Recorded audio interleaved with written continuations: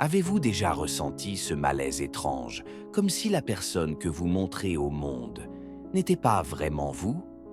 Peut-être avez-vous déjà souri quand vous vouliez crier? Peut-être avez-vous dit oui quand tout en vous hurlait non? Peut-être même que chaque soir, avant de fermer les yeux, vous vous demandez en silence: qui suis-je vraiment? Ce que vous allez entendre aujourd'hui n'est pas une simple histoire, c'est un miroir. Un miroir qui ne reflète pas seulement votre visage, mais vos vérités les plus profondes et parfois les plus sombres. Préparez-vous, car le voyage que nous allons entreprendre n'est pas un voyage vers un pays lointain, c'est un voyage vers l'intérieur. Depuis la nuit des temps, l'homme cherche à répondre à cette question. Qui suis-je? Philosophes, religieux, scientifiques, chacun a tenté de percer ce mystère. Et pourtant, aujourd'hui encore, dans nos vies modernes, cette question reste brûlante. Nous jouons des rôles, au travail, dans nos familles, avec nos amis. Nous portons des masques sans même nous en rendre compte. Nous pensons être libres, mais en réalité, sommes-nous les auteurs de notre vie ou les acteurs d'un scénario que d'autres ont écrit pour nous? Dès l'enfance, on nous apprend à nous adapter. Un enfant pleure trop fort, on lui dit « Sois sage ». Un adolescent veut rêver, on lui répète « Sois réaliste ». Et peu à peu, pour être aimé, accepté, valorisé, nous construisons une façade. Carl Jung appelait cela la persona. C'est le masque que nous présentons au monde. Utile, oui, car il nous permet de vivre en société. Mais dangereux, car parfois, nous finissons par croire que ce masque, c'est nous. Combien d'entre nous ont oublié leur vrai désir, leur vraie passion, simplement parce qu'elles ne rentraient pas dans ce costume social trop étroit? Mais il y a une autre face, plus sombre. Tout ce que nous refusons d'accepter en nous. Nos colères, nos désirs inavoués, nos faiblesses. Nous les rejetons dans un endroit caché de notre psyché. L'ombre. Elle n'est pas silencieuse. Elle revient, souvent quand on s'y attend le moins. Dans une dispute, un excès de colère, un mot que l'on regrette aussitôt. Comme si une autre personne, enfouie au plus profond de nous, prenait soudain le contrôle. Jung disait « Plus une chose est refoulée, plus elle revient sous une forme déguisée.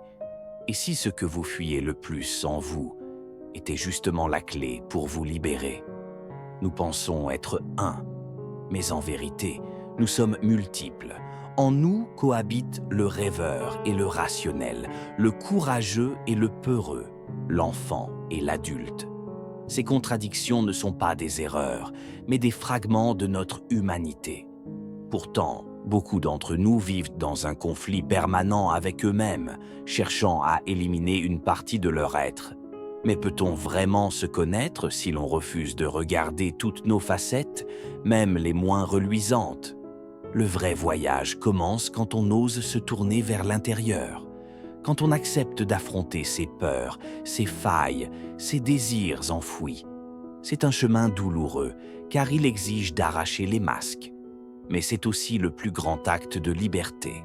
Car tant que nous ne faisons pas face à nous-mêmes, nous vivons prisonniers des attentes, des jugements, des illusions.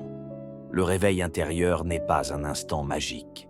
C'est une longue marche, parfois dans l'obscurité, mais chaque pas nous rapproche d'une vérité plus grande, celle de notre véritable identité. Imaginez entrer dans une pièce sombre. Au début, vous tremblez, vous craignez ce que vous allez y trouver. Puis, peu à peu, vos yeux s'habituent. Et ce que vous pensiez monstrueux n'était en réalité qu'une part oubliée de vous-même, qui n'attendait qu'une chose, être reconnu. Traverser son ombre, ce n'est pas devenir quelqu'un d'autre, c'est devenir plus complet. C'est comprendre que la lumière n'existe qu'avec l'obscurité et que l'harmonie naît de l'union des contraires. Alors, qui êtes-vous? Vous n'êtes pas seulement vos réussites, ni seulement vos échecs. Vous n'êtes pas le masque que vous portez, ni seulement vos ténèbres. Vous êtes l'ensemble, un être en perpétuelle évolution, complexe, multiple, Et c'est cette complexité qui fait votre richesse. Le vrai courage n'est pas de changer qui vous êtes pour plaire au monde. Le vrai courage, c'est de plonger en vous-même, d'accepter chaque partie et de marcher avec cette vérité, même si elle dérange. À la fin, il ne reste qu'une question. Quand vous vous regarderez dans le miroir, oserez-vous soutenir votre propre regard? Non pas celui du masque, ni celui des illusions, mais celui de votre vrai moi. Car le plus grand voyage de votre vie n'est pas d'aller conquérir le monde extérieur,